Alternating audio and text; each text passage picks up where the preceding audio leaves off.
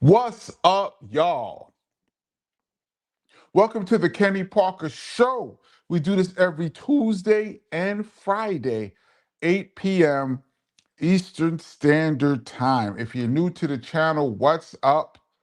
And if you're a regular, big up to the ER crew. The early regulars are in the building. Spook Realm 4-5. I said 4-5. Spook Realm 4Q. Where do I got 4-5 from? Spook World 4Q, you are first in the building as usual. So let's do the PSA. If you're not crazy out there in these streets, please pick up the book. My brother's name is Kenny, The True Origin Story of BDP, KRS-One, Kenny Parker. A lot of behind the scenes stuff. Y'all know the drill. The link is in the description below. Please check it out. Two, if you get a chance, please hit the thumbs up.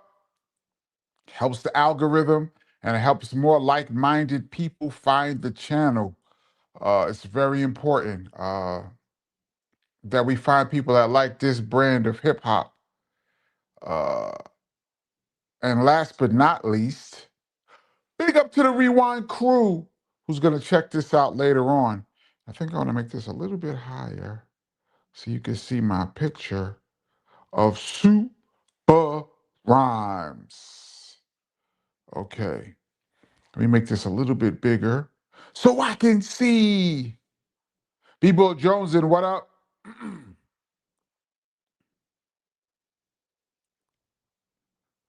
um, let's see, hold on. Abel Valdez, you starting the show off on the right note. Thank you so much for your contribution to the channel. As you know, it is much appreciated. Um, and Abel had a comment I just saw. Ha, here we go. Peace, Kenny. Do you have to get permission to use the people's name you wrote in your book? I think you can write about people. You can write about public figures. Uh, they're in the public domain, as I understand it. Certain songs, I chose not to use the lyrics to when I was talking about the song because I think that could get you in trouble. I'm not sure of all of the laws. I didn't follow all of the laws. Uh, Now, the people in my life, most of them, I asked them before I wrote the book, can I write about this? Can I write? I want to talk about this. I want to talk about that. And every single person who I spoke to, who I asked, can I talk about this? Um, Agreed wholeheartedly, even let me use their name. Um, and like I said on this channel, I'm going to do one of these lives, but it's going to be specifically for people who read the book. And if you have any questions or you want to talk about the book, specific parts, get a little more insight. There's other parts of the book that I took out that I could talk to you guys about. Any of that stuff, we're gonna do a um a live coming up soon. I just want to get all the people who wanted to get the audio book caught up, and then we're gonna do it. But I hope that answers your question. um, Wait a minute. I saw something else that I saw that was interesting. Uh, Oh, another Abel Valdez. Finally heard the rest of the audio book. This wasn't a book. This was a movie. Thank you so much. I would tend to agree, but I'm biased. Uh, I want to give you and your brother a virtual hug for my behalf for everything you guys went through. Thank you so much. Really appreciate it. Um, yeah, we had a tough coming up, but it all builds the character, and it all the reason. A lot of people ask me, why did I talk about some of the really tough things that went on in our early life? And I always say it's part of the whole story. For those that's read the story, when you see the beginning, then you'll see also a lot of things that happen later on make sense. And also you'll be able to see what an absolute miracle it was for not just for me to be here, but just not talking about myself, watching my brother KRS-One's career from where we came from to what it became is an absolute miracle on earth. And I wanted to tell that story from how I saw it. So uh, thank you for that virtual hug. I will accept that and return the love. Um, okay, Bebo, let me get some of the shout outs real quick. JWoo72, Jermaine Brown, what up? Explicit DMC, what up? Uh, let's see. I'm going to touch on this briefly. This has been talked about to death. Bam Adebayo's 83 points, and it was funny when Tuesday when we were on the channel, somebody posted that Bam has 71 points. I was like, you're lying, and then I had to cut it on and catch the last half of the fourth quarter.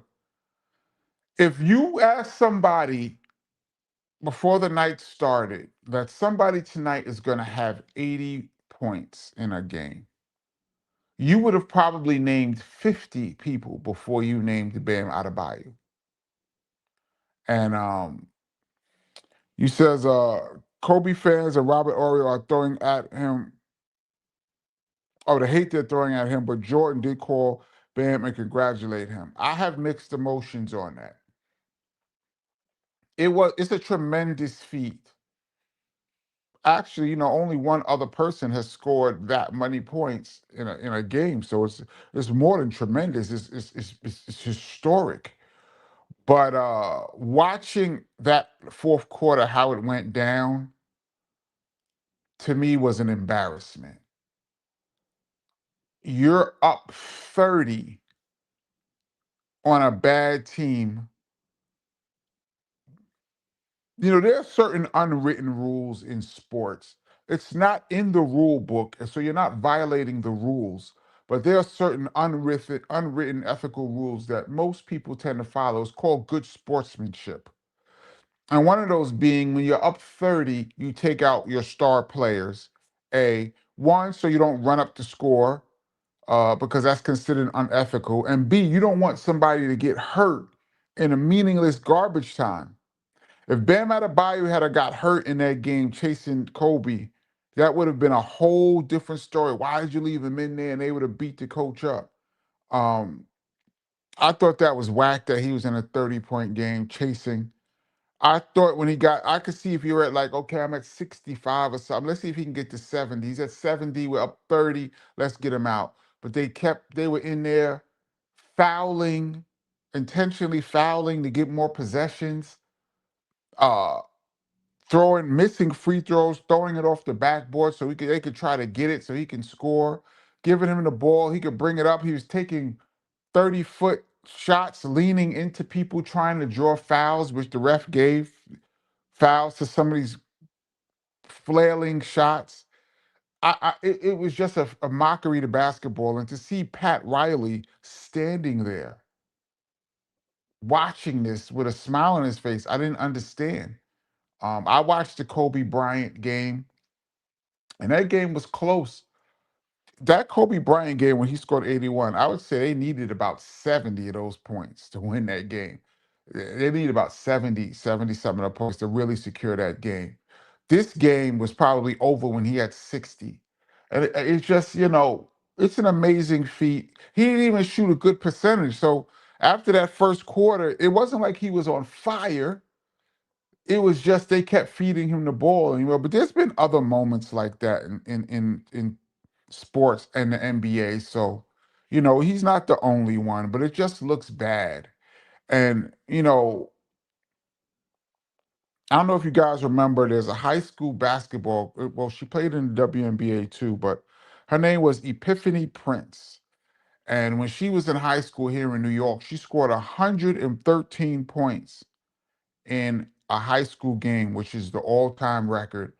And people were so upset at the coach for letting her run up the score like that. and rightfully so. I mean, it's not a rule, but the same way that you don't shoot at the end of the game when there's under 24 seconds left in the clock. Whatever team, whoever's winning or losing, you bring the ball up and you just stand there and you let the clock run out. The game is over.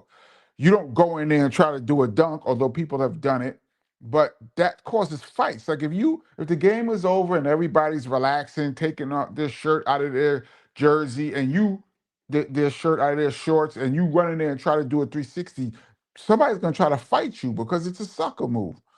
Do you remember? I think it was J.R. Smith who was a rebound away from a triple double, something like that. And he got ahead of the field. Was it J.R. Smith? He got ahead of the field, and instead of making a layup, he just threw it off the backboard to himself so he can get that extra rebound. And I think the league rescinded his triple double because they felt that was unethical, but it was in the rule book, but it was just wrong. So I congratulate Bam, but I thought that was a travesty, and I thought his coach should have took him out way before that. It has nothing to do with Kobe Bryant. It just has to do with integrity of the game. And another thing, people saying that, oh, the guys from back in the day are haters and this and that. The game is set up now for scoring to be at a premium. There's like 5 guys averaging around 30 points a game, 6 guys. I remember when 27 points a game led the league in scoring. Now you got 5, 6 people averaging 30. And so you're trying to tell me the argument always is, what would Jordan average in today's game? Watching this, without an exaggeration, I think Jordan would average 40 something, in like 43, 44 points a game in today's era, easily. Um, but I'm an old head, so what do I know? But I'm gonna leave it at that, and I'm gonna move on. But yeah, I saw that, and I'm not hating because it's Kobe. I'm just hating because of the integrity of the game. It just looks whack to me. Uh, B-Roll Jones says, KP, the craziest thing about Bam Adebayo's 83 was his previous high was 43. Do you think they honored basketball with the way he got to 83? Yeah, no. You know what he had the following game? You know what he had last night? 20. He averages about 18 points a game. Now, he had one of those nights. I can't even front. 31 points in the first quarter. He was on one. But at some point, I'm going to stop beating this into the ground, but uh, Explicit says Chamberlain's record broken. That's the next thing. It wasn't even that he was going for the record. I could even see if he had 90 points and the record was 100. He didn't even break any records. He just moved past Kobe into second place. And even Wilt's 100 had some scandal at the end of it because they were definitely trying to stop him from scoring 100 points. All right, let's move on from that. I think I've said enough. Kenneth Smith, what up? Uh, hey, Tracy. ER Crew, Sydney Rhodes, what up? Uh, let's see. A Steele, what's good? I haven't seen your name in a minute. Today's Friday the 13th. Does that even mean anything anymore? That used to be the scary day back in the when I was growing up. Now every day is so scary. Friday the 13th is just a regular day. Y'all remember the slasher movies? Of course you all do. I saw Friday the 13th Part 3 in 3D in the movie theater, and it changed my life.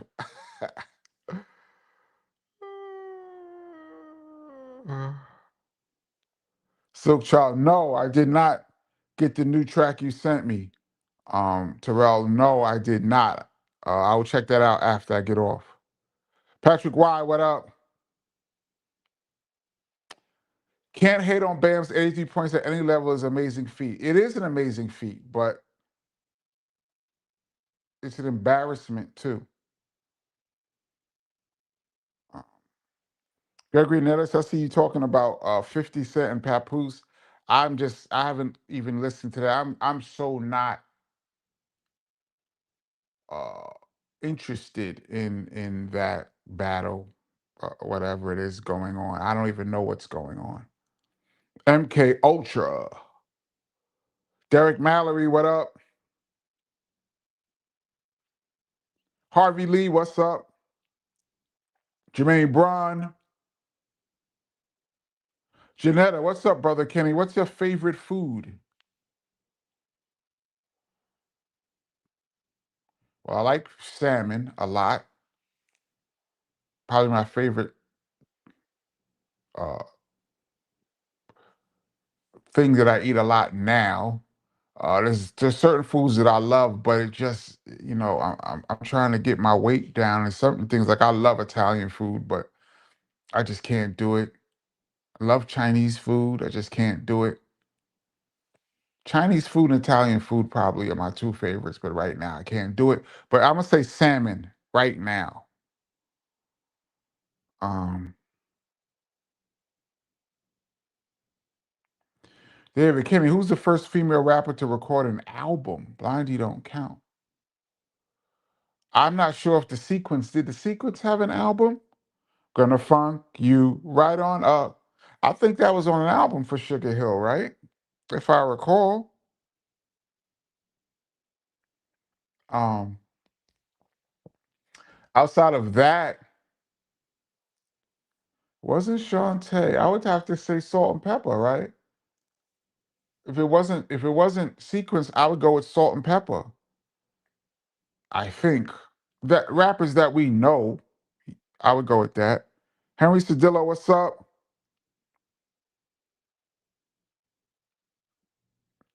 Otis Thomas, what up? City Rose says 83 is a gang of buckets. It is. Did KRS and DMX make a song or album together? Not to my knowledge, although there's mashups all over the place. I don't think he ever made a song with DMX, but he could have. Terrell McMillan would know better than me, but I don't think so. CMC, you already know what it is. Jermaine Brown, thank you so much for your contribution to the channel. Much appreciated. Uh, I'm behind. Let me try. I'm trying to move quick. Barry Allen, what up? The real Chef Daddy. Uh,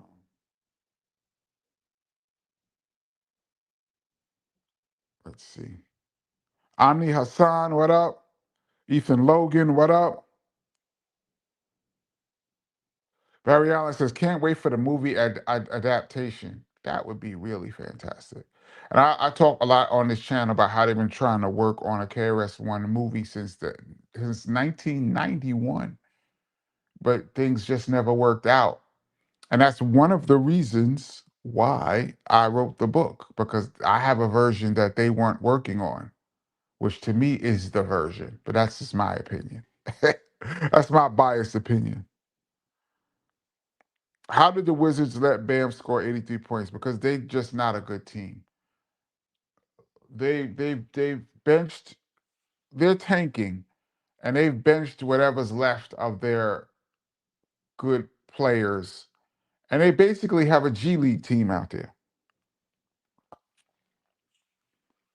And this is what happens. I think somebody else is going to have a gigantic game against against the Wizards. This is interesting. Jason Walt, KP, do you think Son of Sam Berkowitz acted alone or as part of a group? I think it was a conspiracy of several shooters. I've watched these documentaries, and based on the documentaries that I've seen, there is a strong argument that Sam Berkowitz. Remember, I was around in '77 when he was.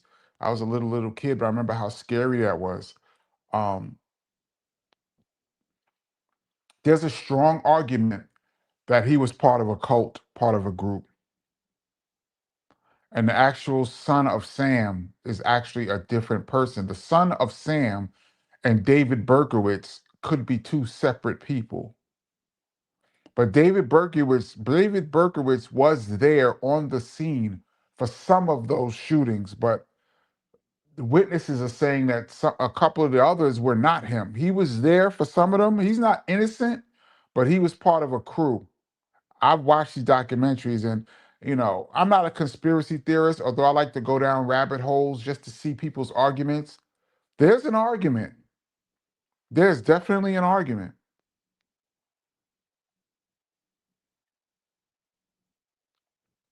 John Dixon, thank you so much. Light as a Rock was the first female solo album. In 87, 88. That came out in 88. That's the album with Paper Thin, right? Salt and Pepper had Tramp and all that before that, right? Is this the actual fact that you're coming with, or are you speculating? Because by the time 88 came out, by the time 88 rolled around, Salt and Pepper was on their second. They was on their way to Push It, right? And Shake Your Thing. I don't have the information in front of me, but that's a tough one. Uh, let's see. I can't see the name. Let me make this a little bit bigger. EAFLOE. I don't know how to pronounce that, but thank you so much for your contribution to the channel. Um, Peace. Favorite drum sampler besides SV1200. I've never used anything besides the SV1200, so I don't even have a second favorite. Uh, I'm looking into picking up some things now because I want to be more mobile in my production. So, but right now I don't even have a second favorite. I've made beats in Pro Tools, chopping things up and piecing things together. So I would say Pro Tools is not a sampler, but that's my only other thing that I've worked with that I can say I've made a track in Pro Tools. Uh, and I've mentioned this before. Back in '93, DJ Premier was supposed to teach me how to work the MPC, but we never got around to it. Maybe he could show me now. All right.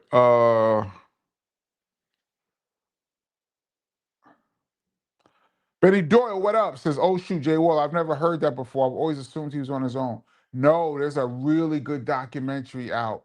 You gotta watch it then, because there are other guys.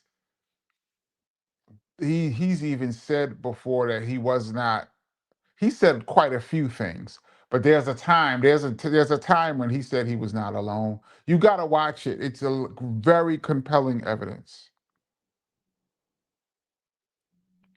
Jason Wall says, uh, at Bandor, and both Carl brothers died. The Carl brothers died before the end of the '70s. Look at their pics and look at the Son of Sam. Different police sketches and notice the similarities. Yes, the police sketches of the shooters did not. All of them did not look like David Berkowitz. Yes, man. It's this. I think there's something there. Um, why did this thing just jump like that? Here we go with me missing comments. So I'm just gonna scroll back a little bit. I'm so far behind. Um,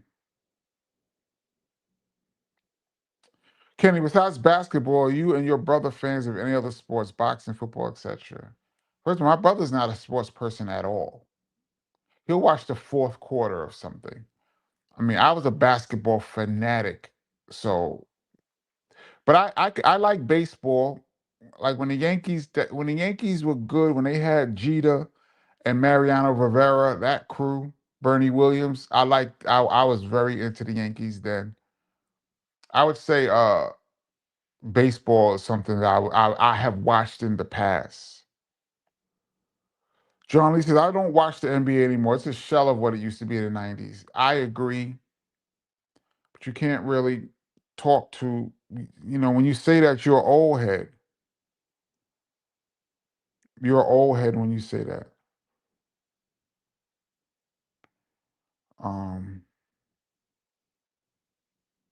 let's see. Jason Wall, the real Sons of Sam Michael and John Carr, sons of Sam Carr, are allegedly his friends and co-shooters. Look at how different the Warner Police. Yeah. For those that's interested in stuff like that, please go back and check that out. Um, Very interesting.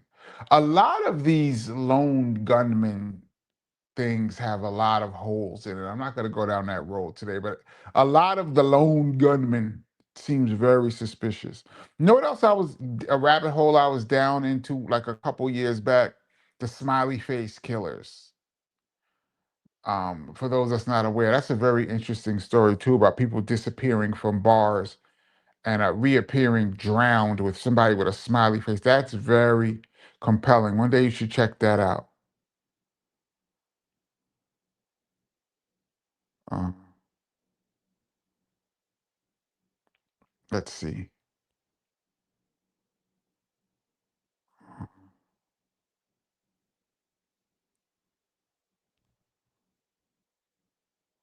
People just says, no, it wasn't. No, no, it wasn't Kenny. J.R. Smith put up a shot at the wrong bucket that got the rebound that the NBA rescinded. Why did he put up a shot at the wrong bucket?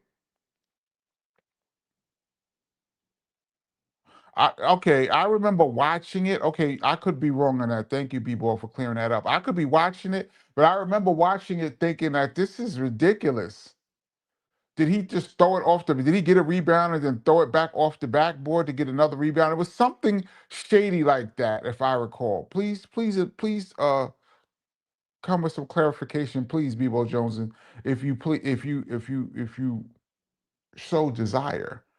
But I remember it was some controversy. I remember it was very unethical, um, what he did.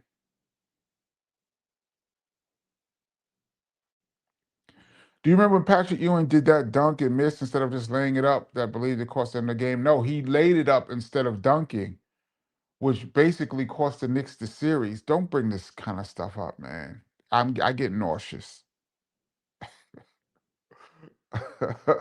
CMC, once again, thank you. LOL, fun fact, you mentioned how funny Eric Sermon's singing was on Watch Your Nuggets. He also sang, well, I'm a man of many wishes. I hope my premonition misses Stevie Wonder and Stay Real video. That guy, man. So I'm so amazing, and I've been waiting. You know, when he sung that in So What You Saying video, you could see him laughing. He knew he was bugging. Like sometimes you be in the studio and you hear somebody do something, and you gotta be like, you bugging right now. Eric know he was wilding. Shout out to E Double, one of my favorite producers of all time.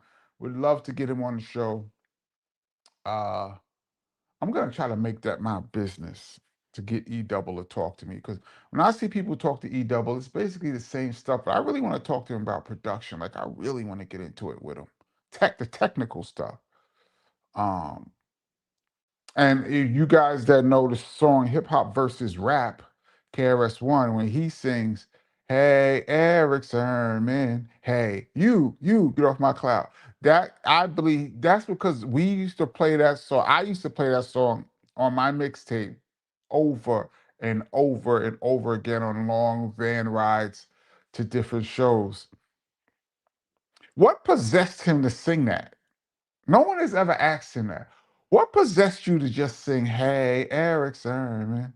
And he also said in that song, I make him say, "Ooh, child." Like he was just bugging. Y'all get a chance, go back and listen to Watch Your Nugget.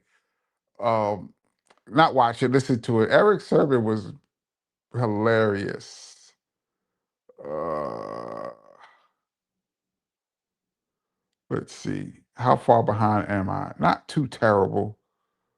Um, Let me move down, see if I can see a good question. Marquis Kennedy, hey, where's KRS? I have no idea where KRS is at the moment. Um,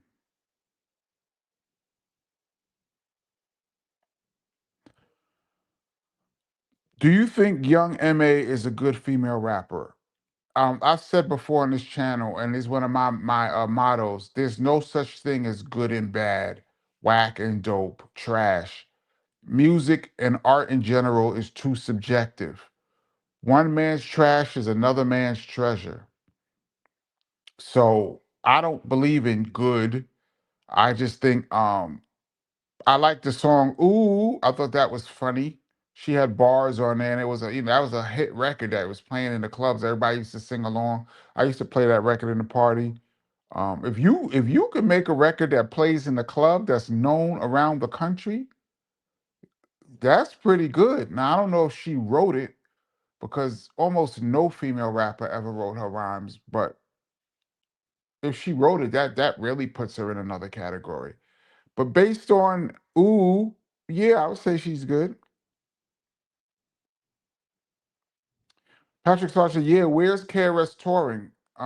I mentioned this before. The My Philosophy tour, worldwide, well, not worldwide, Europe wide, starts in April. I think the first show was in Spain, Madrid on April 23rd. Um, and he'll be here in New York on the 27th. I am going to that show.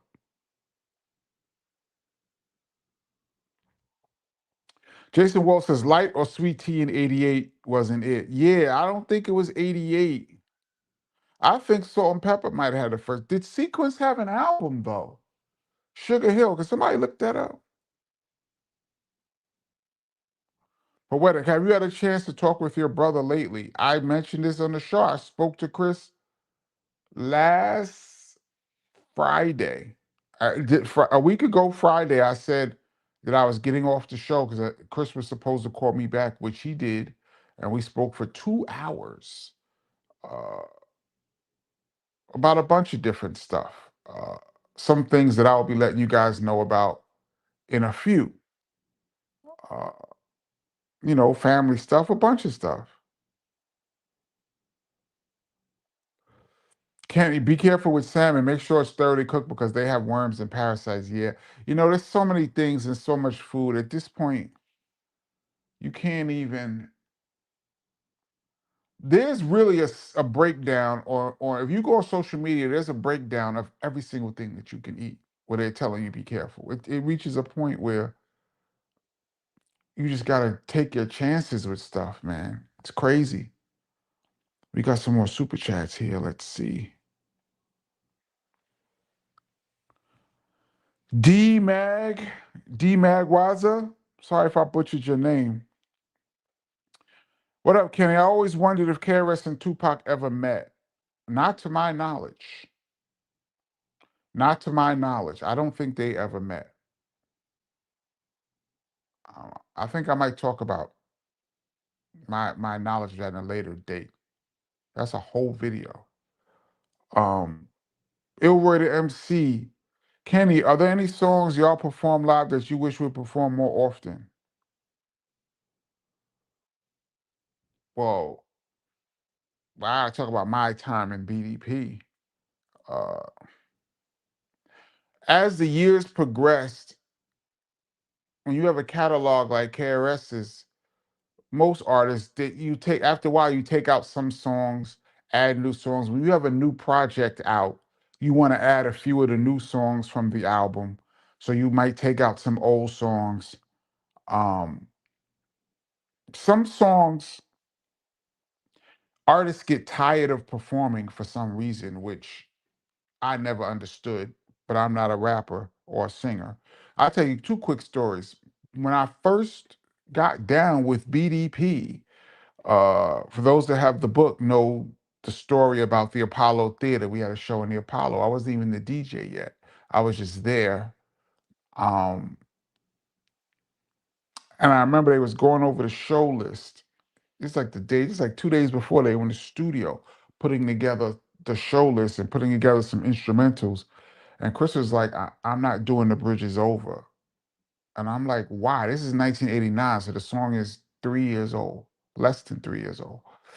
I'm like, why? And he's just like, it's old now. Like I got ghetto music is out. I'm doing new stuff. And I'm like, Chris, there is no way on earth that you could come into the Apollo Theater in New York City and not do the bridges over, Chris, you're bugging. This is what I said to him. And after coaxing him for a while, one of the few times, I would have to say, out of 100 suggestions I've given Chris, he might have listened to me 5 times. I'm like 5 for 100 easily. Might be 5 for 200 of suggestions that I've made to him that he listened to. One of them being in '89, he decided to do the bridges over in the Apollo that night. And when that song came on, the Apollo was rocking so hard, it looked like the balcony was shaking. People was throwing money. All the drug dealers was throwing money from the sidelines. They went absolutely crazy. That record brought the house down. And I was like, see, Chris, I told you. And from that point on, he's always done it. But for some reason, he's just decided not to do the bridges over. Me as a KRS-One fan, I'm like, there's no way I'm coming to a show and you don't do the bridges over. What are you doing? That is one. And two, I used to argue all the time with Chris and Will, rest in peace to my man Will from BDP, about the song Jimmy. I remember they used to be like, I'm tired of doing Jimmy. I'm like, how you tired of doing Jimmy? Jimmy doesn't rock as hard as it used to. I'm like, you're bugging. I used to be like, are we all watching the same show? And I think Chris was more like, he wants to do newer stuff. Like he has other things he wants to do. But me as a fan, I'm saying there's certain songs that you have to do. And one of them to me is Jimmy. And it always, when I tell you Jimmy always rocks, always. That's why I'm like, what are we watching? And you know what's funny? Me, Chris, and Will could watch a show, and all three of us have three different opinions of what happened. And we all were watching the same show, watching the crowd reaction. But I used to fight for Jimmy a lot, and I used to throw Jimmy on my own sometimes at the end, like if there's a lull, like the show is over, but we're still up there. Is there anything else you want to do? I always throw on Jimmy, and I always throw on I'm a blunt getting smoked, and I can't wake up. We used to do that, and then we stopped doing it. And I used to always push for that song. So those are a few. That's a long-winded answer to your question, but um, I got to see the new show to come with a new opinion. Uh, let's see. There's 37, almost 40 comments since I've been talking. Rich Shot, what up? Dre Stack Dollars, what up? I see D Mag, you asked this question, did Karis ever meet Tupac? To my knowledge, no.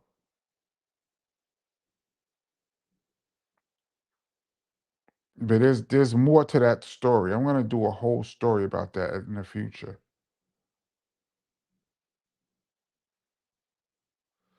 Tupac was one of the greatest rapper MCs that ever lived. Yes.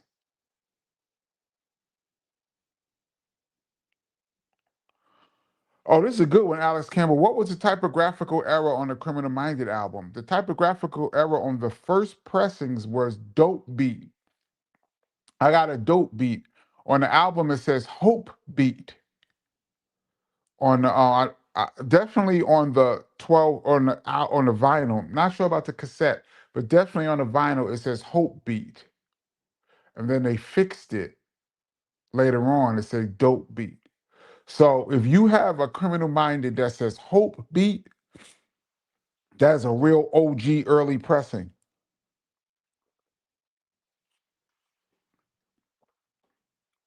Um, let's see. Let's see. Far behind. Benny Dorsko. Oh, this I definitely wanted to see this. Let's talk about this. Thank you for reminding me, Markeith Bankroll. R.I.P. DJ Lord Sear, aka Stack Cheddar. Did you know him, KP? Yes.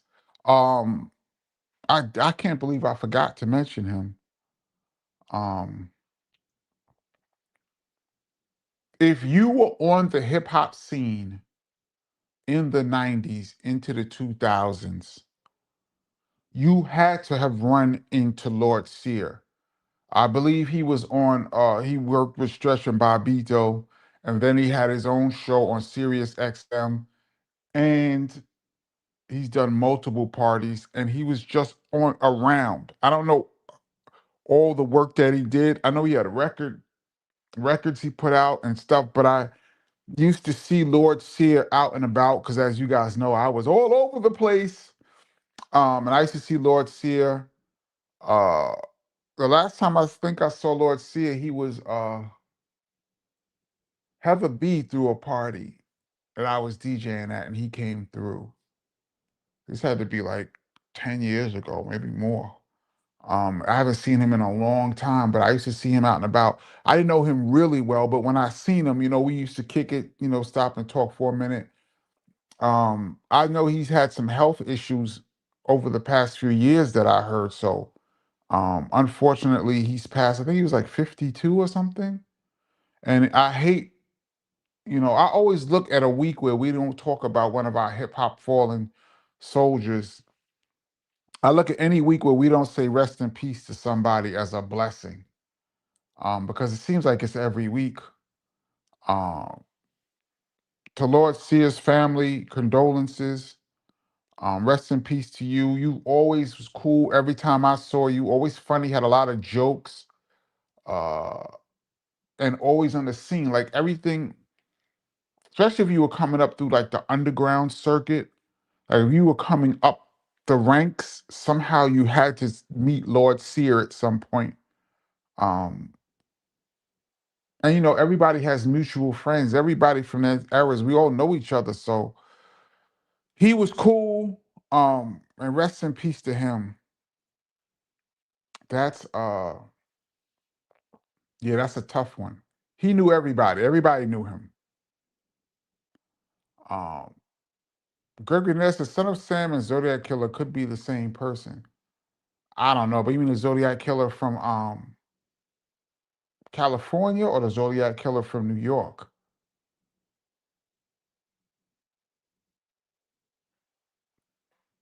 You want to hear a funny story about the Zodiac Killer from New York? And this is crazy, but I'm gonna tell it.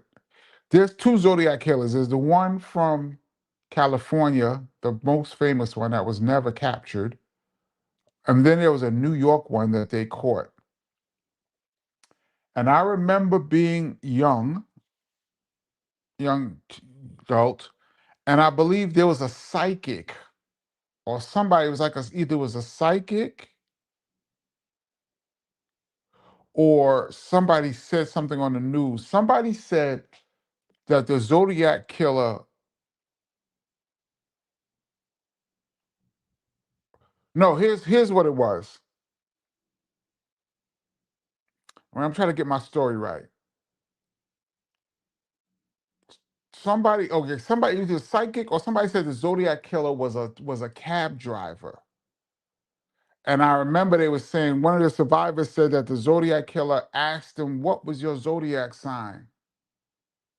That's what it was. Somebody said the survivor of the Zodiac Killer said that before he shot him, he asked him what was his zodiac sign. When he said his zodiac sign, um, he shot him, but the guy lived. And so later on, I was in a cab riding a New York City cab, and a cab driver turned to me out of nowhere and said, "Hey, what's your zodiac sign?" And I remember that the survivor of the Zodiac, said the Zodiac Killer asked, "What's your zodiac sign?" And I remember when he said it to me, I told him, "I don't know, man. I'm not into astrology," which is a lie, because not only do I know my zodiac sign, but my mother was very big into astrology. But I told him I just didn't know. And he turned around, he drove off, and he dropped me off. Then later on, I saw a psychic say that the Zodiac Killer was a cab driver. And I was like, yo, the psychic said the Zodiac Killer was a cab driver. A cab driver just asked me what was my zodiac sign. And then later on, they caught the Zodiac Killer, the New York one, and I believe he was a cab driver. So I believe possibly, and I'm trying to get my story correct, but I believe that I may have encountered the New York Zodiac Killer. And because I may or may not have said, I don't know my zodiac sign, may have saved me.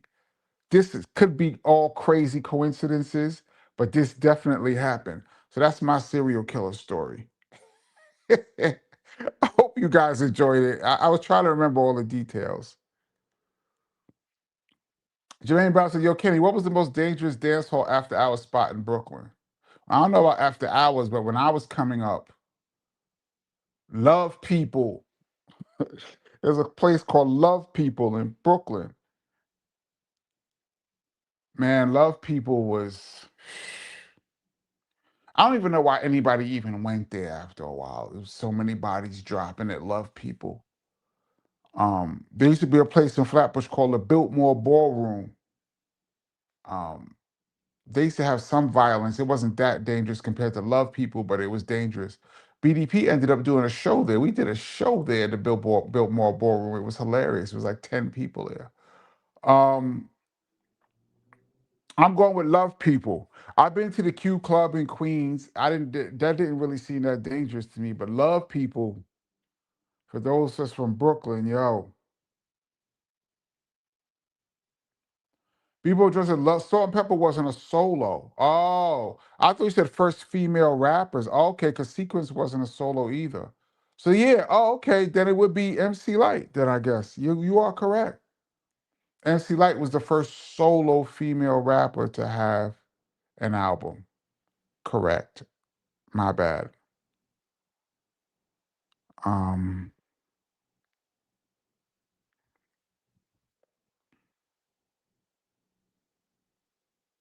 Denise said KP, Son of Sam is up for parole out here. I don't think he'll ever be paroled. People come up for parole all the time. Same as well, the guy who shot John Lennon, is he out?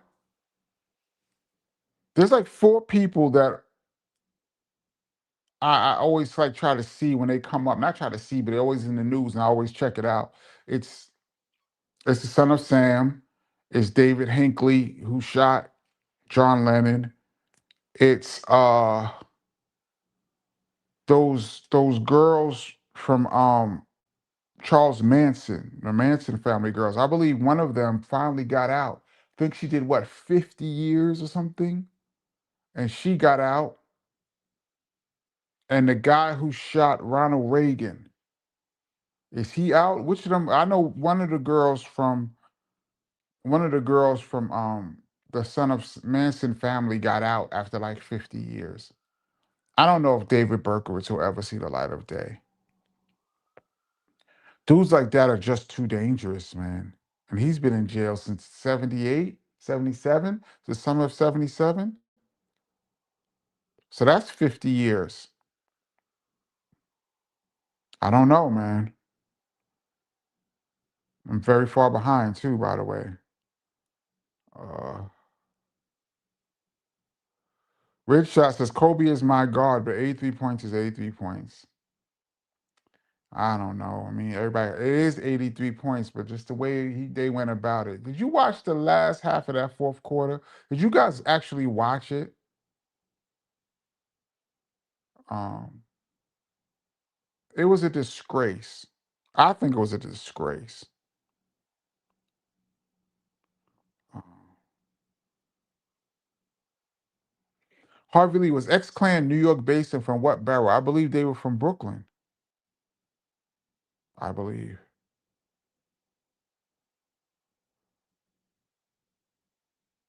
Ah, KP, don't look now, but you got 333 and the third thousand subs. Yes. Dope. We got a lot of new subscribers in the past month and a half.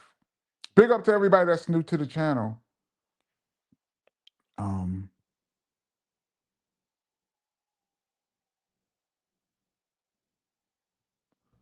if you're that close to 81, don't you have to go for it by any means necessary? I don't know about that. It wasn't the record. It was Kobe's record. Kobe was second. It wasn't 100. And also, how close is close? Because he was at like he shouldn't have been in the game when it was 70. When he got to 70 and you're up 30, It was like 5 minutes to go, 6 minutes to go. I don't know. There's a lot of games where a lot of guys had. I've seen Kobe have 60 points after 3 quarters and just chill. There's a lot of games where a lot of guys could have done a lot of things, but they chose to, follow the unwritten rules.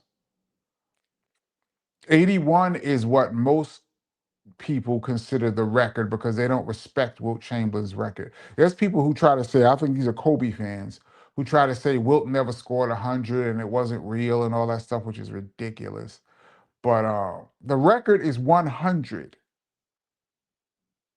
not 81. Um,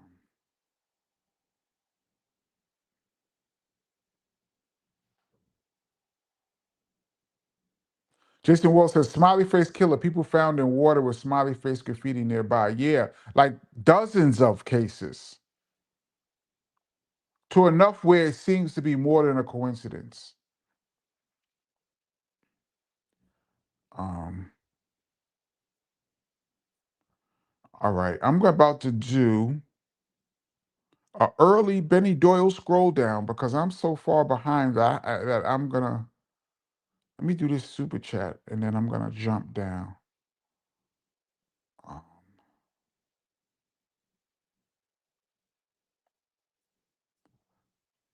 John Dixon, Salt and Pepper was the first female group to have an album. Light was the first solo female to have an album. Funk You Up was the first female rap record. Okay, thank you very much. I really thought Sequence did an album. They just did singles. Damn. Okay. Um, Thank you very much. Because when you said you did say solo, but somehow I just heard female, and I just went off in my own tangent. You did say solo. Um, Yeah, DJ Richie Ruckus, Spin Bad killed that hip hop versus rap spectacularly. And there's a video too. Did you see the video? Hip hop versus rap, where they sync all of the videos of the all of the songs um to the words. Incredible. That is one of my most successful KRS-One productions. For those that's watched my Sound of the Police breakdown on this channel, I did the Sounds of the Police 12-inch breakdown. Go back and watch it. I break down how hip hop versus rap came about. Uh, okay, I'm gonna jump down now and just skip a bunch of comments. And I always apologize to you guys because I try to see everything, but I physically can't. Yes, R.I.P. to Lord Sear. Um, I try to see as many comments as I can, but it's just physically impossible. The Zodiac killer in California was caught. He was an ex-cop. Nah, I don't think that was the Zodiac killer. I think that was the BTK killer. No, not the BTK. Yeah, was it the BTK killer? They never, because the Zodiac killer had messages that he sent to the newspaper that still haven't been decoded to this day. I saw one guy come out and say he think his father was the Zodiac killer. But no one has ever been the California one. I don't believe has ever been caught. I think the ex cop was somebody else. Um, Rich Shot said BTK was a sick man. Yeah, he was. If I recall, I think he was the one that was the ex cop because I recall there was a guy at a press conference saying there's no way that this guy should be able to come inside your house and do all of these things. Like he was putting blame on the victim. Like there's no way this guy should be able to do that. And the BDK killer came to his house and did it to him and his wife. That's the ultimate. That means he was at the press conference. That is the ultimate in just balls and evilness and pettiness. Like, oh, you think it can't happen to you? Watch this. I'm gonna follow you home. Explicit hip hop Kenny, was Jack the Ripper some corrupt cop or surgeon? I hear all types of theories because there's a million theories. There's probably five great candidates. I even went and watched that movie. I think Johnny Depp was in it. Shout out to the Hughes brothers. Excuse me. Shout out to the Hughes brothers who directed it. I watched that Jack the Ripper movie. Watched a dozen Jack the Ripper documentaries. Um, that guy was he almost got caught a couple times. Um, he was the first famous serial killer. That's why his name rings out to this day. Um, yeah, Jason. Well, they never caught the San Francisco Zodiac killer. They did not. Um,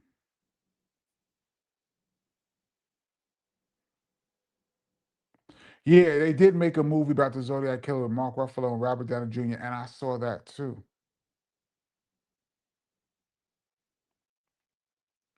The California Zodiac was after couples, especially in cars or by themselves.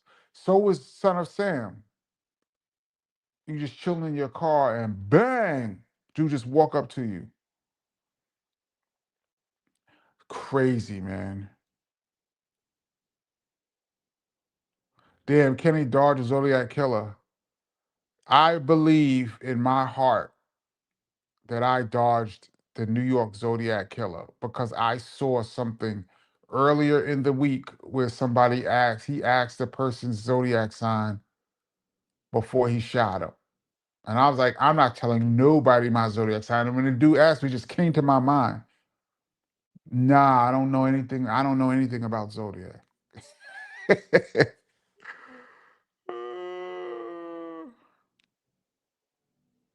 Oh, Rich Shot, this is crazy. When the Night Stalker was still on the loose, my whole neighborhood was shook. One of the persons he killed lived only 5 minutes from me.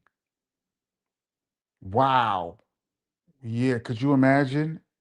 And that's back in the day with no DNA, no video surveillance.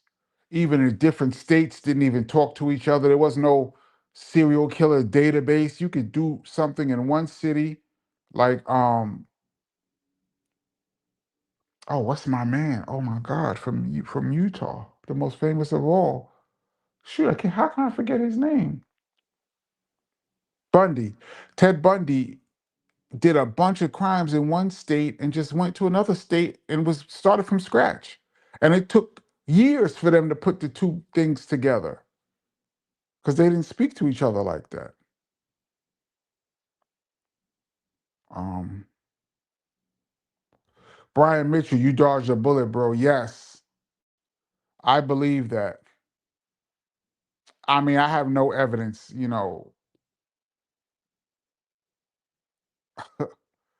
Mr. Parker, have several seats, please. No, I will not have several seats because I dodged the Zodiac killer. That is a true, true story, y'all. DJ Joey Joe, Kenny loved going to dangerous clubs back in the 80s. But it wasn't dangerous. It was regular. It's dangerous now that I'm grown.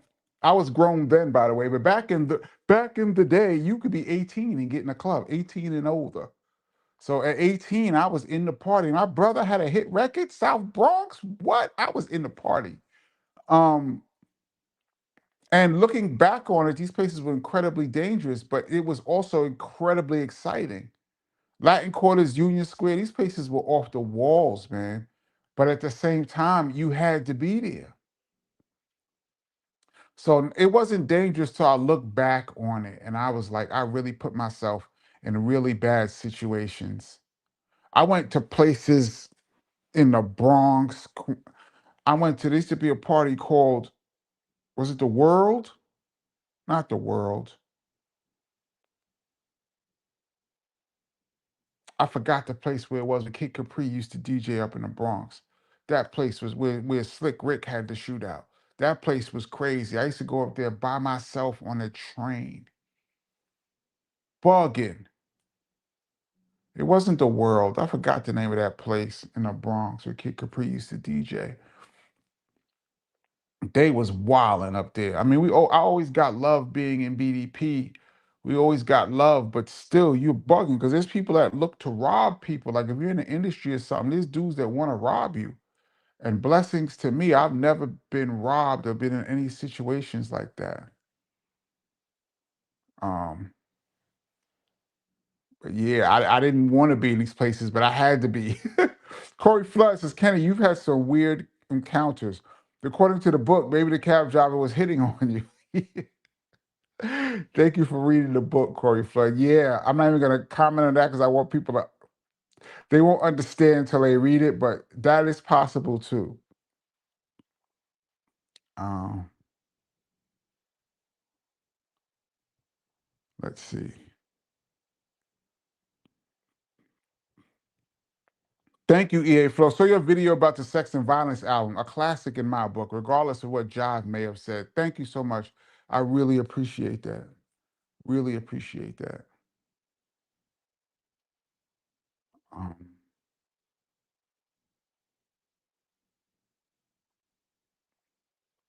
Midget Mike says, anybody remember Entice? I do.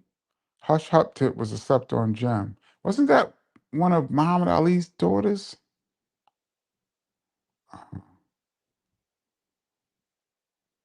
Let's see. Um, I did see this, Patrick Y. Former New York City point guards have been having a great year. Rod Strickland and Speedy Claxton taking LIU and Hofstra to the NCAAs. Shaheen Holloway won Big East Coach of the Year. Wow, I didn't see that. That's dope. Uh, Shout out Seton Hall. Unfortunately, Red Archery got axed. Um, I met Rod Strickland for the very first time about 3 years ago. I always tell this story. I was chilling with D Nice in front of a pizza shop at 2 o'clock in the morning, and Strickland walked up. And I was supposed to play against Strickland in high school, but we lost the Brooklyn championship. And his team, Truman, won the Bronx championship. So the winner of Brooklyn and the Bronx was supposed to play each other, but we lost at the buzzer. Had we won that game, next up would have been Rod Strickland. He was a great, great ball handler, man. I seen him in high school. I seen him his junior year in high school. Ridiculous handle. Yo, this is a funny story. David Olson, Kenny, Dougie Fresh mentioned a club called the Red Parrot on his first album. Have you ever been there and where was it located? I can't remember where it was located. Think it was up on 40th Street, somewhere near Park Avenue, little ways over. I never been to the Red Parrot because they played mostly club music, mostly R&B and B and house, and I was a hip hop head. And you had to get dressed up to go in there. You had to be dressed up. And I remember one night I was coming from somewhere, I can't remember where it was, and I ran into Dougie Fresh. And he said, "What you doing?" And I was like, "I was on my way home." He said, "I'm going to the Red Parrot. Come with me. Let's go to the Parrot." And I've never been inside the Red Parrot, so I'm like, "Yo, let's go." And we got to the door, and they was like, I had on a hoodie, and they was like, "We are not letting him in with a hoodie." And Dougie Fresh was like, "Come on, man. This is Kenny from BDP, blah, blah, blah. And I'm Dougie Fresh. Y'all know me, blah, blah." And they was like, "We respect all of that, but there's no way on earth we are letting him inside this club with a hoodie on. If he had a sweatshirt without a hood, we would let him in. But because I had a hoodie, they was like, no." So I told Dougie Fresh, "Thank you." And Doug went in, and I never got into the Red Parrot. I think my record for clubs is probably like 1,003. It's been like 3 times I didn't get in a club out of like 1,000. First of all, no, it's more than that. I've probably been to a club. I'm gonna say I've been to a clubs just hanging out over 1,000 times easily. You're talking 15, 20, maybe 2,000. And my record, it was only 3 times I didn't get in a club, and one of them was the Red Parrot because I had a hoodie on, and the other one was, I believe, some club. It was so crowded that the fire marshal came, and the fire marshal came and said nobody else could come in the party. Period. I got there too late, and security was like, "Yo, Kenny, we can't do nothing. We can't until the fire department leave. We can't do nothing." And they was posted up at the door like this is a fire hazard. And so I didn't get in that night. I think the third time I didn't get into a club, I think it was a reggae club. There's a famous radio DJ called David Levy. And he used to come on WBLS and say, "Rocking you, rocking you, rocking you." And I believe I came to one of his spots and he wouldn't let me in. David Levy would not let me in the party. Those are the only three times out of like 2,000 that I didn't get in. Um, but yeah, the Red Parrot was a hot club. It was the Red Parrot was out when Latin Quarters and stuff was out too. But that's where you go with shoes on. You can hear like Colonel Abrams and stuff. I'm not gonna let. That's like where you go to hear that kind of music. Which at that time I was so hip hop that uh, I was not into it. Nobody is worse than cannibal serial killer Jeffrey Dahmer. I don't know, man, because he killed 19 people and he ate a bunch of them. 19 young men drugged and ate them. But in the scheme of serial killer, 19 is a small number. BTK, these guys, like Bundy is 33 known. They believe it could be more. Guys like BTK is up in the 50s, 60s. There's this one black dude that was killing prostitutes. I think he's up in the 90s. I'm gonna get flagged for all of this too, by the way. I'll probably get flagged for this um this conversation, but um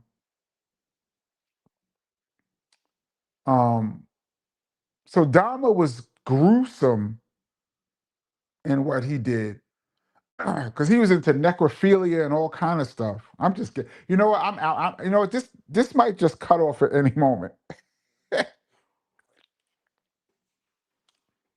I bugged out. I said too many bad words on here, but Dahmer was gruesome and gross, but he was not. To me, the war his body count is not nowhere near these some of these other guys.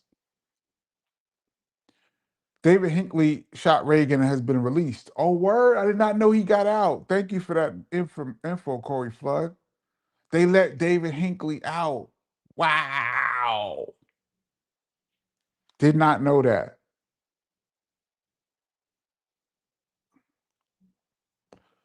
Richard Van Satten. Love from Rotterdam, Netherlands. Big up, Netherlands.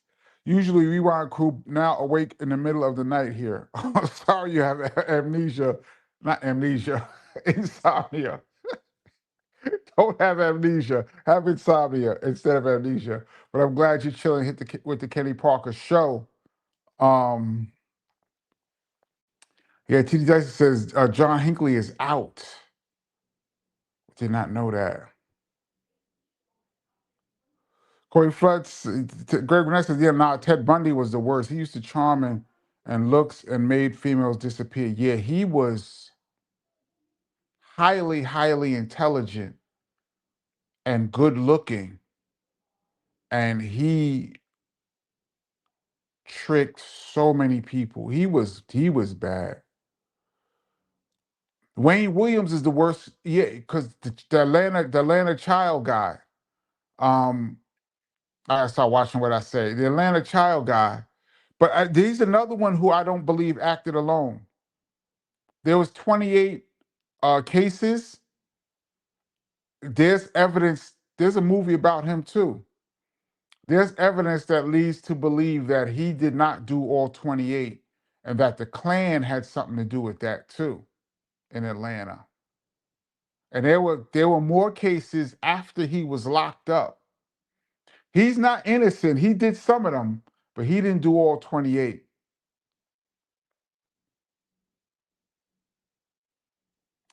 Mike Rock says, I believe John Hinckley did Ronald Reagan, not John Lennon. Yeah. So then who did John Lennon? Thank you for clearing that up. I got my guys mixed up. Hinckley shot Reagan for Clarice Starling. Yeah. Jodie Foster refuses to talk about that. He was obsessed with Jodie Foster, who at that time was like a teenager. Disgusting. Um, this is a sad one. Hype style. Hip hop health issues. DMX, Shock G, Marky D, Buffy, Cowboy, Big Puns, Sear, Nate Dogg, Black Rob, Craig Mack, Fife, E Love, Guru, True Goy, Easy E, Mac Miller, Prodigy, Sugar Shaft, Jay Dilla. Some of those people are drug related. So that's I would put them in a different category, but still health related, but a little different. But yeah, I see what you're saying. I think it has a lot to do with lack of health insurance, man. When you're signed to a record company, health care should come with that. Of course it's not. Lack of health care, black men in general don't go to the doctor until something is wrong. We don't like to go to the doctor until we feel pain. And a lot of times by the time you feel pain, it's already too late. Um, but that's a tough list, man. That's not a good list at all. A lot of people that we loved.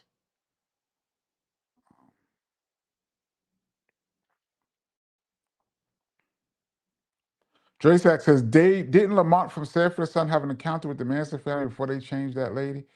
Uh, I don't know about that, but I think the Manson family was tied into music. They were looking for someone in particular when they went to the Tate house, I believe. That had something to do with music. A few people had run-ins with the Manson family. That dude was scary. That was a scary thing. Well, they're all scary, but uh, let's see. Kobe's last game with 60 points was legendary. Yeah, for it being his last game, that was legendary.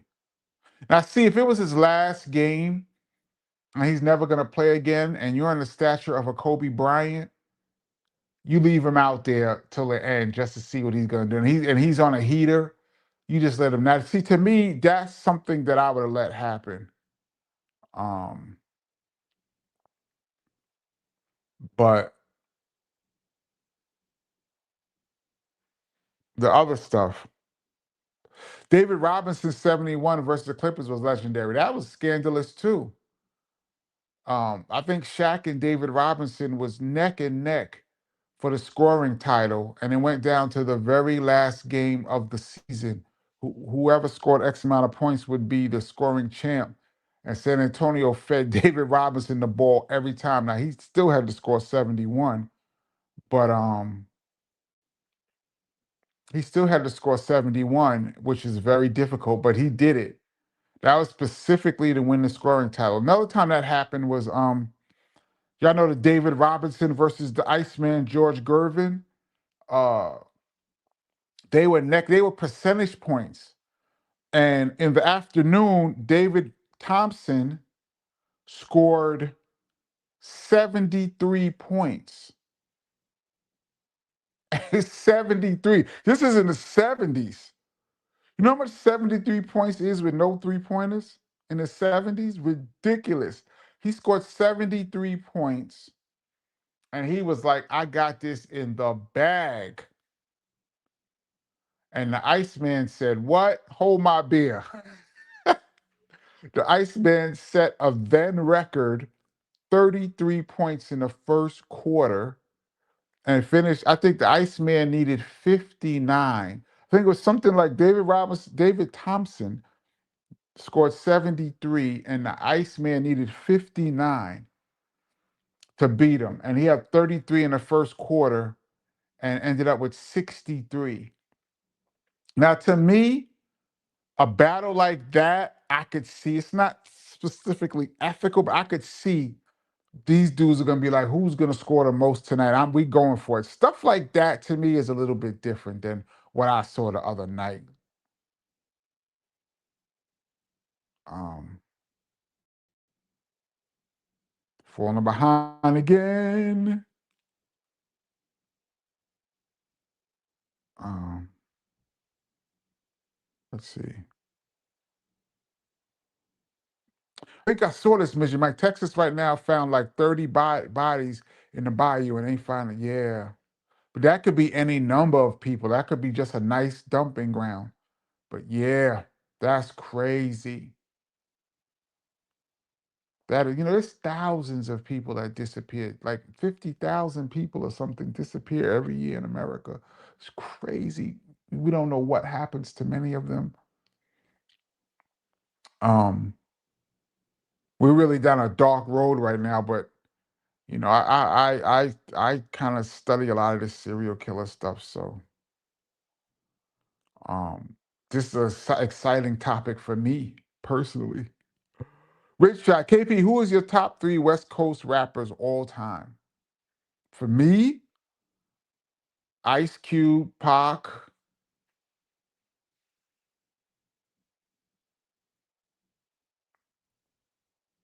probably Snoop. Just trying to think. Kendrick is great. Kendrick would be up there too. Ice Cube and Pac to me are solidified. That's two. So the three is Snoop, probably Snoop. What he did with Dre. And I would have Kendrick as honorable mention.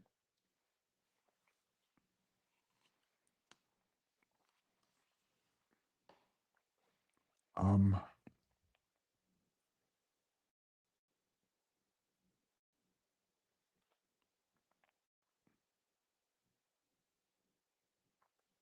Explicit says, I asked him that beat. Let's see what he says this time if he answers. I have no idea what beat it is because I didn't see the comment, but um,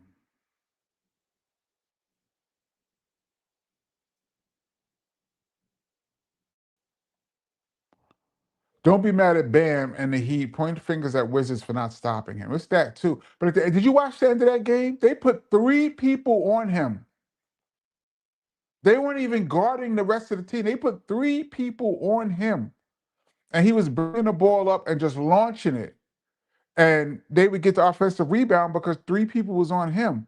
And then he would just dive into them and the ref would call a foul. It was crazy. You are correct. They should have stopped him, but um, it is what it is. Dre Sex says it's light, however, the thought that counts. Salute. Nothing is ever light. Much appreciated for you just checking in on the Kenny Parker show. Thank you so much, Dre Stack Dollars. I really appreciate it.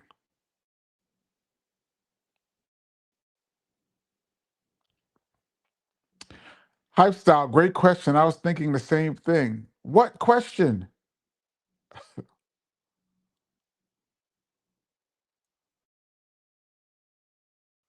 Um,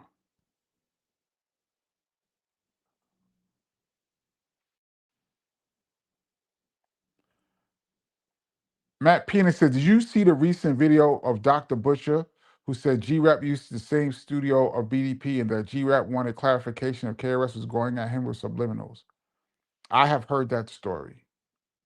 I didn't hear it like that, but that's one of those stories that I would like to let KRS speak for himself. But G-Rap definitely had some questions back in the days from what I hear. I'm gonna leave it at that. I don't know if it was at the studio, but yeah. Um, let's see.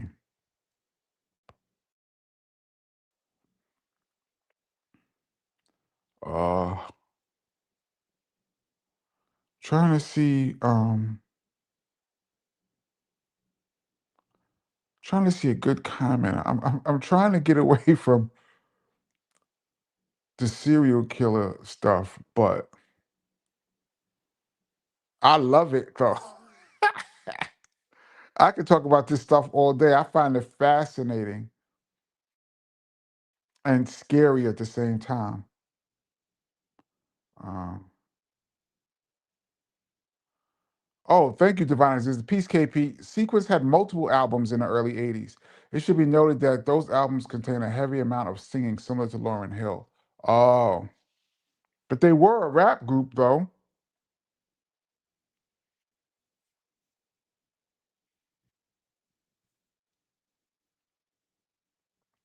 Rosmell said they said that Jack the Ripper wasn't just one person. A witness said they saw two people running away from a dead prostitute. I've never seen that.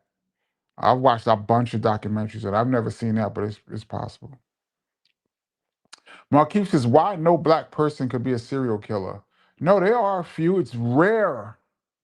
It's rare, but there are a few. Like I said, there's this old guy who was often ladies of the night. I think he had like 90 something of them.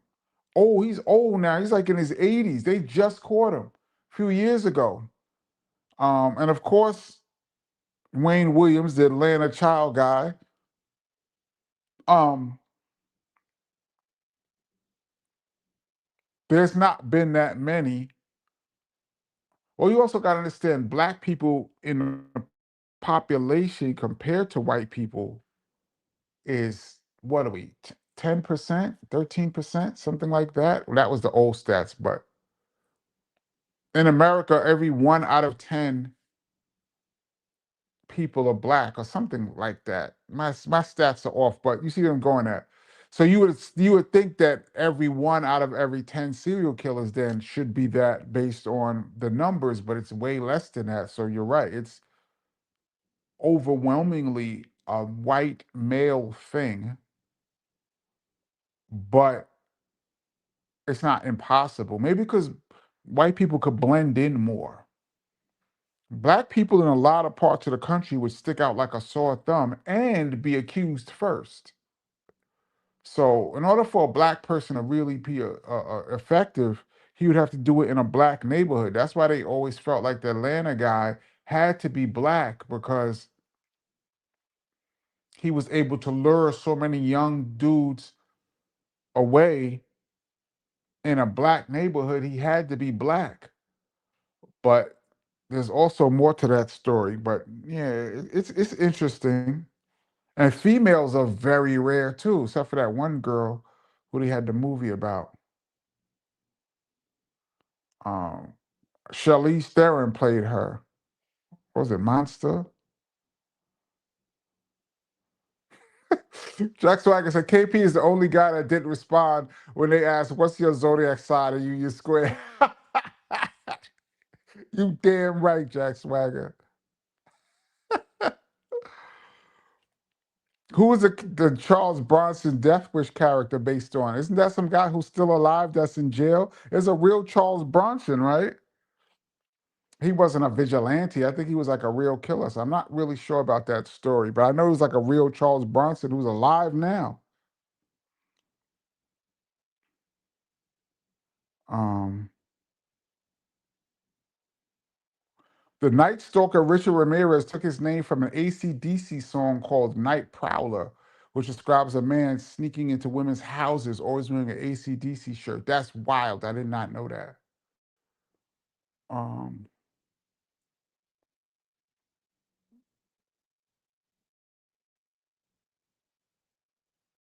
um, oh, this is interesting. Bernie Getz. That was a big story in New York. I can't believe he got off, man. Bernie Getz was a vigilante. He wasn't a serial killer, but for those that don't know the story, he got mugged a few times. This is back in the 70s when New York was the crime capital of America, and the New York City subway was practically a riding Rikers Island. It was like a Rikers Island on wheels. And this guy Bernie Getz got mugged a few times and got tired of it. So he got a piece and he had it with him. And he was like, first time somebody stepped to me, I'm letting off, basically. And these four guys came up on him. One of them had a screwdriver, I believe, and asked for his money. And then he said something like, "Here, I got something for you," and pulled out and started blasting. Now, my only problem with that was he started blasting and they started running, and he blasted anyway and shooting people in the back. And one of them was on the ground, and he stood over him and says, "You don't look too bad," and blasted him on the ground. See, that's different. He was no longer in danger. He went from a victim to a predator, in my opinion. And then he fled the scene. And I remember everybody was looking for him, and they finally caught him, and they saw what he looked like compared to what the young black guys looked like. Everybody was on his side. Yeah, yeah, yeah. And they were clapping for him. And I think he got off. Only thing he was charged with was gun possession. I think he got like 6 months or something for gun possession, but he didn't get nothing for standing over top of a dude, and he paralyzed. He paralyzed one of them dudes, paralyzed for life. I say F Bernard Getz all day. Um, Keep in mind they had no right to try to mug him, and he had every right to pull out.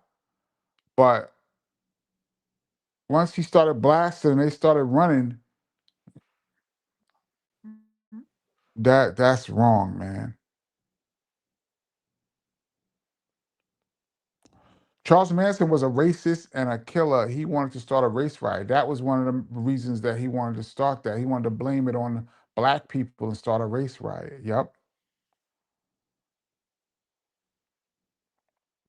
Yeah, this is a sad one too. The fact that one of Jeffrey Dahmer's victims literally went outside and talked to police bleeding, and they still didn't arrest him that night was crazy. Yeah, he was kind of drugged a little bit, so he was a little incoherent, I think. And the police, Jeffrey Dahmer came out and said it was a lover's spat, and the police saw him naked, bleeding, and was like, these two guys are just going at it, and the police left him.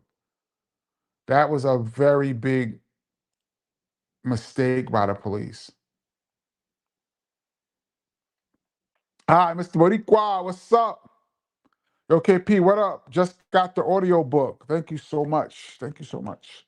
Got to figure out how to use audibles, though. I go upstate and deliver every day. I should be done in a week. Can't wait for the book show live. Peace. Yeah, oh, thank you so much. I don't know how to work audibles either, but the book is on audibles. Uh, and yes, I will be doing a whole live just for the book. I'm gonna announce it. We're gonna do it. I'm gonna give it like a couple weeks leeway, and then we're gonna do it. And it's just for people. It's gonna be spoiler alerts. So if you haven't read the book, you shouldn't come into the live. I mean, you can, but we're gonna be talking about things that you don't know anything about. But I think it's gonna be great because there's a lot that is not in the book. Things I had to take out because it was too long that I would love to talk about. Um, CMC, yes. If you only had one album to listen to on a deserted island, 3 Feet High and Rising or Low End Theory. See, that's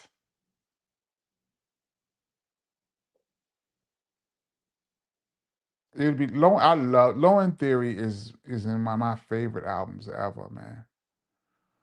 Both of those albums to me are absolute. 3 Feet High and Rising to me is a game changing album, and it's right at the pinnacle of creativity in music. However, the Low End Theory would be the one. Shout out to Q-Tip, Fife. Rest in peace to my man Fife. Last time I saw Fife was in 2013. And I asked him, I was at the Kanye concert and Tribe was opening up. And I asked him, what do you think is wrong with the Knicks? I said, if you had one word to name problem with the Knicks, what would it be? He said management. And we fell out laughing. Fife was a big sports head. Um, Shout out to Ali Shaheed Muhammad, Q-Tip, my man Jerobi. Me and him used to hang out in the village a lot back in 1990. Shout out to Light, their manager too. Um, it's 9:30. Y'all know what that means? For those that's new to the channel, we are now in overtime. We go to 9:30. Anything after 9:30 is OT. Um, we do this every Tuesday and Friday, 8 p.m. Eastern Standard Time. Big up to the Rewind crew who's going to check this out later on. And big up to the ER crew who comes in early. Uh, I'm gonna get these two comments, then I'm gonna scroll down. The Muse was pretty thugged out in the early 90s. There's a club called the Muse in the early 90s. I was in there every week. It was thugged out. But it wasn't no worse than like the Tunnel became. It definitely wasn't worse than Latin Quarters, Union Square. It could be a little thugged out in the Muse, but it wasn't crazy to me.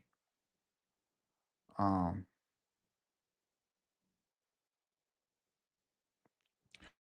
Def Rocker says, I saw a video about Wilt's 100-point game, and some people at the time complained at how he scored those points. Yeah, when he got up around 80 something, and they were trying to get him to 100, and it still wasn't like what these Bam and them were doing, but what happened was too, the other team was against the Knicks. They were fouling Wilt intentionally, trying to stop him from dunking everything. And Wilt was only a 50% free throw shooter. On that night, he went 28 for 32. Well, it was just one of those nights. He went 28 for 32.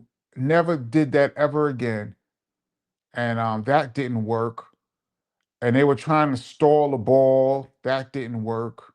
And Wilt's teammates were giving him the ball every time down. And when he finally scored 100, everybody rushed the court. There's no footage of it, but I've read a lot of stories on it. But you look at Wilt Chamberlain, he was averaging 50. His average was 50 points a game that year. He had 78, 73. He had 60 multiple times, 70s multiple times. It was just 100 for him was a matter of time. It wasn't outlandish for Wilt Chamberlain to have 100 points. He had 78 like the week before, 2 weeks before. This was what he was doing. He was averaging 50. Bam is a whole different story, bro. I'm happy for him, but I'm not with it. All right, I'm scrolling down to the very bottom, all the way to the bottom, and I'm scrolling. This is a good 70 comments I'm missing right now.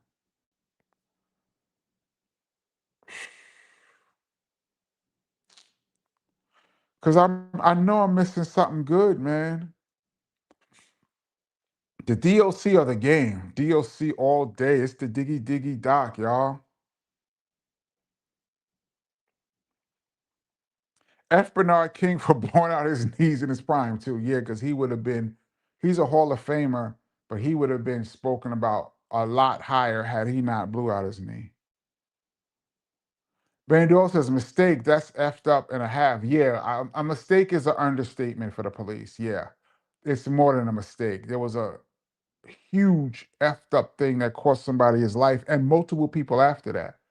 Um, I think the lady down the hall, wasn't the lady down the hall from Jeffrey Dahmer calling the police and complaining of weird noises and funny smells? It smelled like bodies and all that, and they still didn't investigate. Um, oh, remember the DC sniper, father and son? That was crazy. That wasn't even that long ago. That was crazy. I think the father is gone now. That was crazy. The DC snipers. And what made it whack is that they said it was remember it was a white truck. And everybody was looking for a white truck, and it was never a white truck. It was that car with the hole in the trunk that they was kneeling down in and snipering people. But everybody was looking for a white truck. That was crazy. Remember the black police chief? who was looked like James Charles Dutton, who was trying to talk to him in the press conferences. That was a crazy one. Yes. Yes. Yes.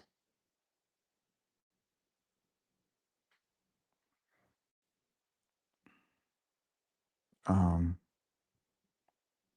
they should make a movie about Larry Davis. I'm wild like Larry Davis, legendary New York City gangster. You know, he used to book shows. He booked the BDP. Larry Davis was also a club promoter who booked the BDP back in the day. But those that don't know, he was a drug dealer who was working with corrupt cops, and they came to off him, or for some deal gone bad. They came to off him, but he had heat too, and he ended up blasting them and got away. And the crooked cops and got away, and there was one of the biggest manhunts in New York City history was for him. I remember that when they caught him, they beat him so bad in jail. I think they paralyzed him in jail. And he was found innocent. He beat the charges of shooting the police because they came to get him. They came to kill him. Yeah, shout out to rest in peace to Larry Davis. He's a legend, a Bronx legend. Um, yeah, R.I.P. Bob Power. His work on many albums, but the Low End Theory really set the bar. Smash that like button, y'all. Before we get out of here, please smash the like button. Markeith Bankroll, Malik Taylor, RIP, 45, diabetes. Yeah, rest in peace to the funky diabetic. He had a lovely wife who gave him her kidney and allowed him to live a few more years. They had a few more years of love together because she gave him her kidney. And I met her a couple times. Very, very nice. Um,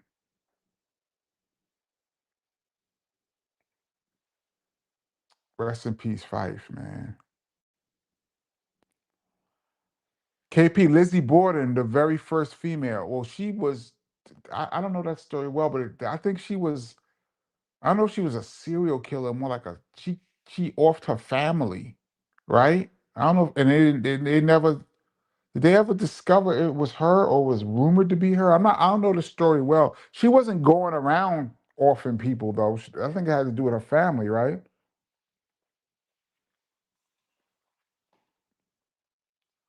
John Wayne Gacy's story, the killer clown. That was a bad one. That was a bad one. That dude had mad bodies under his house. He was a clown doing children's parties in the daytime, and at nighttime he was offing people. Benny Doyle Kenny, I'm going to be out of commission for the next 2 weeks because I hate this new job. Sorry to hear that.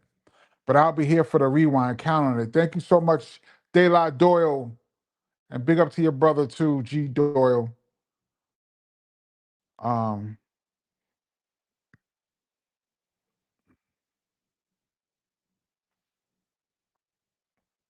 KP, can you please get somebody you talk to often to come up to the show? You say you and Jerobi are tight. He should be easy to book for an interview. Well, nobody's easy to book for an interview because it's timing. Some people don't want to talk. There's people I'm mad cool with that declined to come on the show or didn't hit me back when I said, will you come on the show? People I'm super cool with. So it's not easy, but Jerobi is a person that'd be a great conversation. That's my man. I haven't seen Jerobi in a while, but that's my dude. Me and Jerobi used to be real, real cool. That's my guy, man. Um, Engage VR. Thank you so much. Peace, Kenneth. Do you have any of the 90s CDs long box BDP albums? Tribe had one, but curious for the collectors. No. Sex and Violence had a long box, right? No, I never even had that. I don't even think I've ever had a Sex and Violence CD.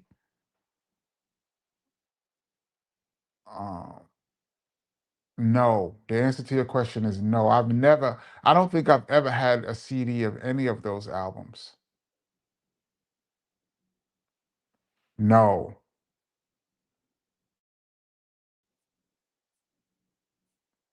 It says Jive no longer exists. It'd probably be very difficult to find. KP, did you think that Wemby will be close to Wilt's 100 points? I thought Kobe's 80 would be impossible to get to, but now Wemby could do it because he can shoot the three. And but see, that's a very good, well-rounded team too. So they would have to be willing to just give him the ball every single time. He'd have to play practically 40-something minutes. Wemby is not a 40-something minute a game guy. You'd have to play 40-something minutes. You're gonna have to put up 40 shots, 50 shots, a lot of threes, a lot of fouls to slow down the game.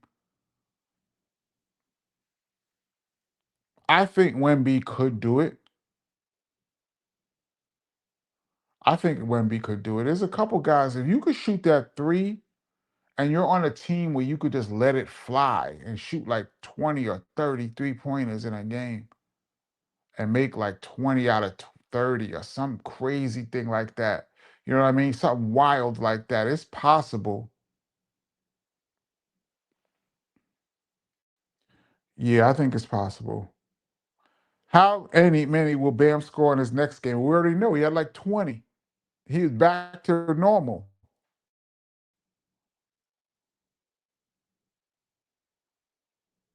Um, let's see. We're in overtime, y'all. I'm getting these last comments in, and then I'm gonna be out. Yo, Kenny, are you a member of the Universal Zulu Nation? No, I am not. BDP is, of course, affiliated with Zulu Nation, and Willie D, rest in peace, was not only a member of Zulu Nation, but he was president of Chapter 5. There's 12, back then there were 12 New York City chapters of Zulu Nation. There were 12 chapters. So each chapter probably had 50, 60 people in each chapter. And Will was the president of Chapter 5 and also a member of BDP. But me, myself, no, I am not a member of Zulu Nation.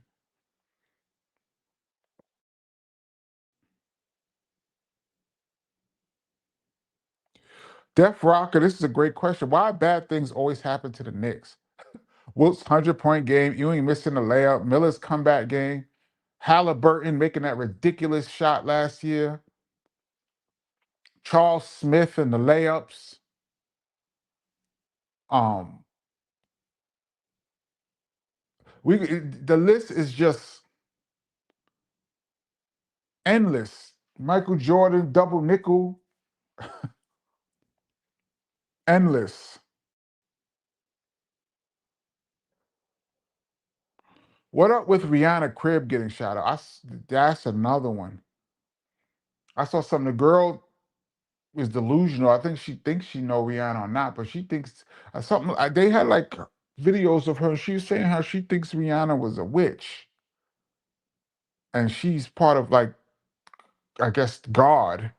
So it was some good. She had some good and evil thing in her mind, and Rihanna was a witch and all that stuff. And I don't know what led to that, but that's a horrible story. Horrible.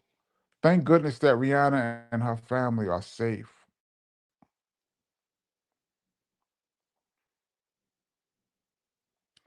No, Kenneth says the Canada Club, but no, you're talking about in the Bronx called the building. No, the building was on 25th Street. It's called Powerhouse. I always mention that's where Large Professor and we're just hanging out. He says, tonight's the Powerhouse night. Tonight's the Powerhouse. He said, it's always the Powerhouse. He said, yeah, but it's never your house. The Powerhouse was the building.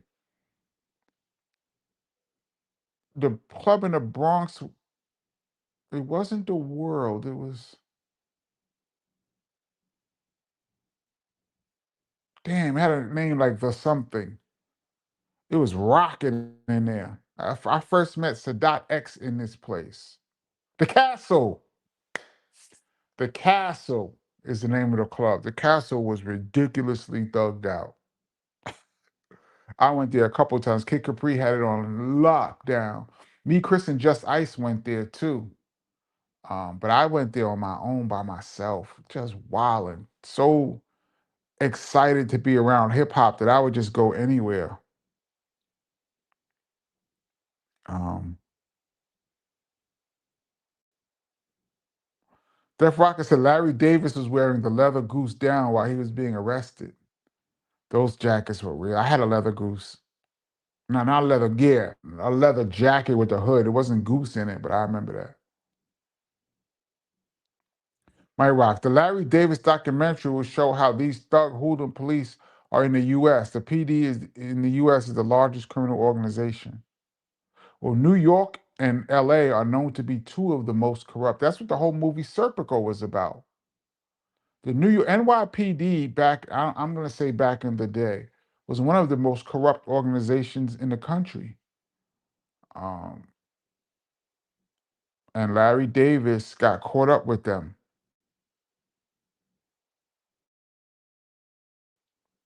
Uh, Mark G, haven't been checking out the rewind because I've been listening to the epic Kenny Parker story via Audible. Thank you so much. Much appreciated. Oh man, I knew it was tough life, but that story is huge. And I'm only on chapter 12. You got three more chapters to go. Yeah, a lot's gonna happen in them three chapters. Uh Thank you so much for listening. Yeah.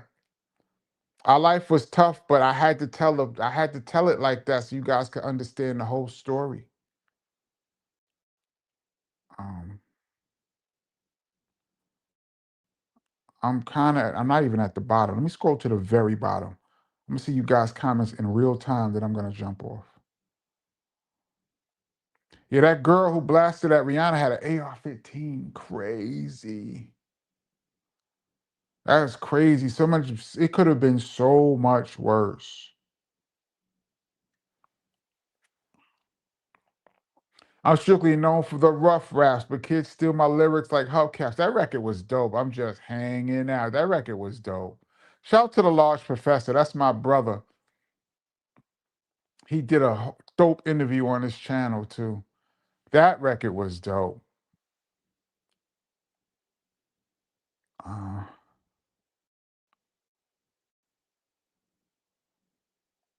Poetics is Kenny. I noticed that your brother has it addressed the political crisis the last 4 years. He seems to be kind of quiet on politics lately, especially. That's interesting. I don't know. Maybe you should go to his lectures. I just was talking to Chris about politics the other day. He has a lot to say. I tell you that much. DJ Moves, what was your memory of Willie D of BDP? I talk about him all the time on this channel. Just about, if you look at every KRS-One beef that I have on this channel, everything that says KRS-One versus somebody, Will is in the middle of it. He was the backbone of BDP. Um, real street guy, masculine, man's man, very street guy, but also intelligent and funny if you got to know him. And Will is one of the people I've spent the most time around in my life because we did decades of traveling with BDP all over the world, and very volatile dude. But if you got to know him, um, very funny, uh, very flamboyant too, like to dress flamboyant. Chris used to crack on. Chris was the only person that could crack on Will. Nobody else. He wouldn't let nobody like really make jokes about him really. But Chris used to kill him, man. It used to be so funny. So funny when Chris and Will would go at it. I used to be crying, literally crying, laughing. For those that don't know, KRS-One is very funny, man. He has a lot of jokes. He has a very offbeat sense of humor. and he says things, and he's very smart. And like you see him freestyle. He also freestyle when he's going at people, so it's right off the dome, and he says things in a way that if you don't know if he's serious or not, which makes it even funnier. Most people don't know Chris like that, but if you've known him for decades, like Will known him since '86. Of course, I'm his brother, but if you know Chris, you know that he's very funny. We have some really funny conversations when we talk. And when I get him on here, and I will get him on here eventually, you guys will see how hilarious the conversation's gonna be because I know how to lead it in a hilarious direction with him. But yeah, my memories of Will, I miss him a lot. He's been gone. He passed away January of 2020. I believe it was from COVID. This was before COVID was announced as COVID, but people was passing before that, but it wasn't official. I have no proof, but looking at the symptoms and the way he passed, I believe it was COVID. And that was my dude. I know if anything happened, I know Will would be right there. So rest in peace to Will. I might leave it at that. I might leave it right there. Um,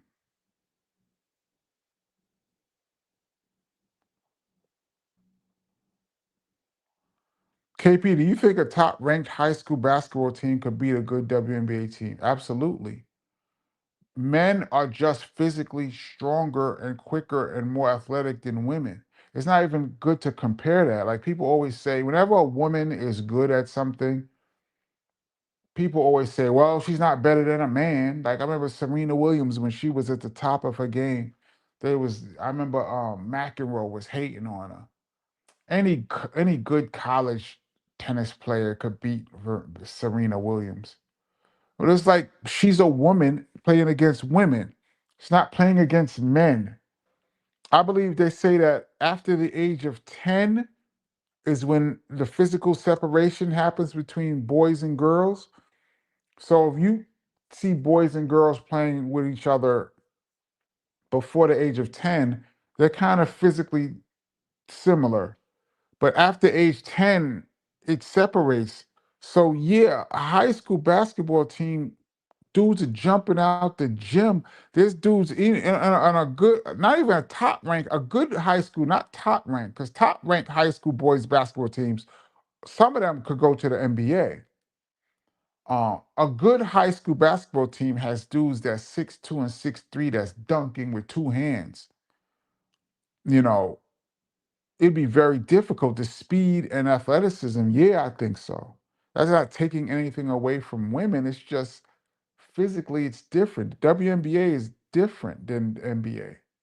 And I watch WNBA a lot. I've been watching women's basketball since Cheryl Miller was a freshman in college. That's 1983, 1982, 83. 83, I've been watching women's basketball since Cheryl Miller was a freshman at USC. So I've seen everybody.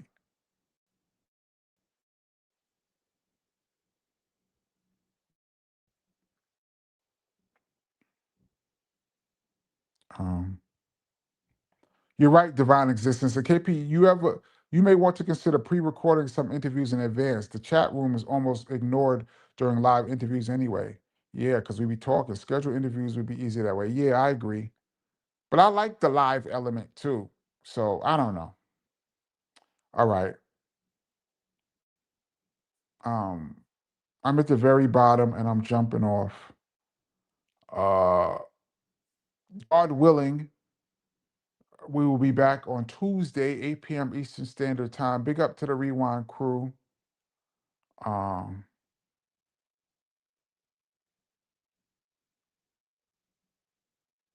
yeah, I'm looking at this comment. Mike Wax says, let's just women's sport. And no, let's not put them against men. That's my argument. There shouldn't even be a conversation between men and women. It's so different. KP Cheryl Miller was before her time. Yeah, she was 6'3", athletic, can handle the ball, shoot the jumper. She was ahead of her time. Absolutely. Very good player. All right, y'all. I'm getting out of here. This overtime went way over. We're almost in double OT. Let me make this small again. Did I miss a chat? A super chat?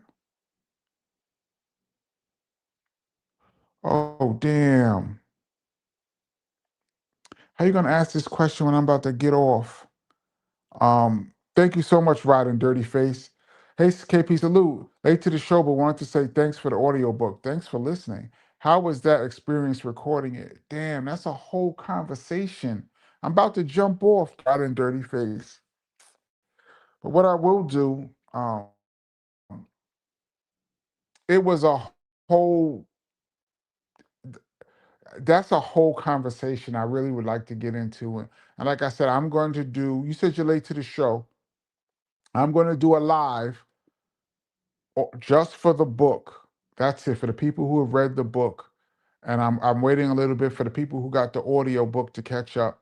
And I want to do a live just talking about the book, and we will get into all of those questions, because that question right there is a whole story that I would like to get into a little bit further with you, with everyone. So pardon me if I don't answer it right now, especially we're about to jump off, but I'm going to get into that really deep when I do the live. All right, y'all, I'm jumping off, and I will catch you guys on Tuesday. God willing, we'll all be here. All right, peace.